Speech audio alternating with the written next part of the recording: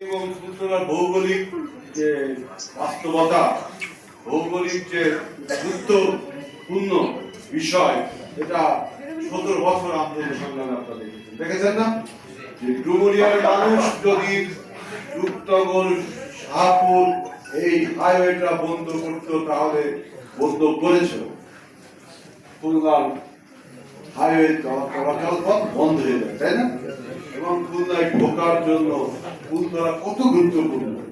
সুতরাং এই গুরুত্বপূর্ণ ভৌগোলিক অবস্থান দিয়ে আমাদেরকে সরকারে গেলে ধরে রাখতে হবে। এই জন্য আমরা প্রথমে ফুলতলাকে গুরুত্ব দিয়েছিলাম, তাই প্রথম মিটিংটা ফুলতলা।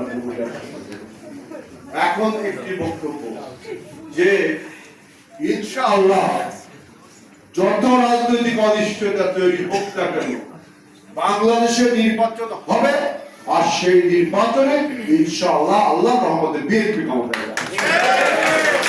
বিএনপি ক্ষমতায় গেল, কিন্তু আমরা খুলনার মানুষ, আমরা ডুমুরিয়ার মানুষ 17 বছর আন্দোলন করেছি, সংগ্রাম করেছি, সেই ক্ষমতার অংশীদার আমরা হতে পারলাম।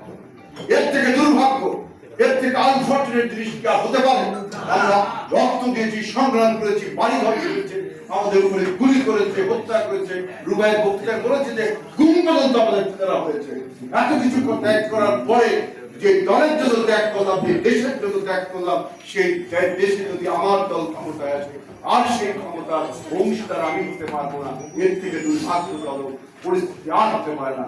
তাই আমাদেরকে ঐক্যবদ্ধ হয়ে বিএনপি ক্ষমতায় যাবে, সেই ক্ষমতার অংশীদার হতে হবে, সেই ক্ষমতার অংশ হতে হবে।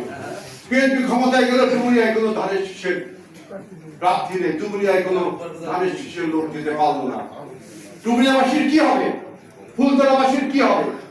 খুলনা শহরে এসে মানুষকে বলতে হবে, অমুক জায়গায় মানুষকে বলতে হবে, ভাই আমার এলাকায় এমপি নেই, আপনি ব্যাপার, আপনাকে আন্দোলন করেছেন, সংগ্রাম করেছেন, রক্ত দিয়েছেন, পুলিশের রক্ত চক্ষুকে উপেক্ষা করে আন্দোলন করেছেন, কি আপনার অন্যের কাছে ধর্ণা দেওয়ার জন্য, নিজের পায়ে স্বাবলম্বী হওয়ার জন্য? সুতরাং ফুলতলায়, ডুমুরিয়ায় কেন্দ্রীয় নেতৃত্বে ধানের শীষের যে কেন্দ্রীয় সরকার হবে, সেই সরকারে আপনাদের থাকবে, তাই না? এই বক্তব্য জানিয়ে আমি বক্তব্য শেষ করছি। আরো কথা ছিল, কিন্তু ইনশাআল্লাহ যেহেতু আমাদের সময় সংক্ষিপ্ত, আপনারা সবাই ঐক্যবদ্ধ থাকবেন, ভালো থাকবেন। ধানের শীষের বিজয় অনিবার্য। খুলনা 6টি আসন।